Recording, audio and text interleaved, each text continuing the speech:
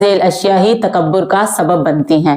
سب سے پہلے علم، چاہے وہ دنیا کا علم ہو چاہے دین کا علم ہو۔ اسی طرح دوسرا عمل، جیسے سنت کو ظاہر کے مطابق کرنا، تہجد ادا کرنا، اشراق اور چاشت کی نماز ادا کرنا اور خود کو گناہوں سے روکنا۔ اسی طرح حسن و جمال، جس میں ہماری قد، جسامت، خوبصورتی یہ سب شامل ہے۔ مال و دولت یا کسی کا اعلیٰ خاندان یا نسب شامل ہے۔ لباس یا پھر ذہانت ہے۔ سب سے پہلے ہم دیکھیں گے کہ علمی تکبر کو دور کرنے کا طریقہ کیا ہے۔ انسان بار بار سوچے اور خود میں یہ چیز ڈھونڈے کہ کہیں ایسا تو نہیں کہ میرے اندر بھی تکبر موجود ہے علم کی بنا پر۔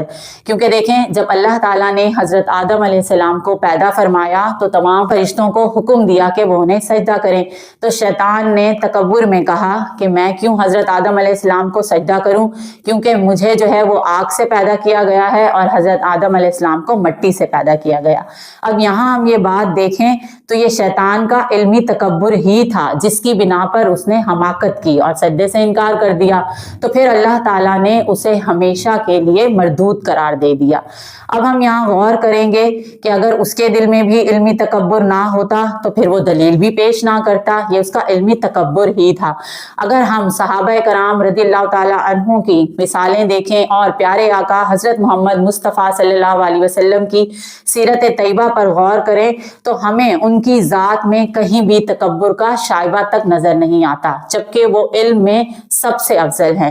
اسی طرح اگر ہم اپنے بزرگان دین کی جو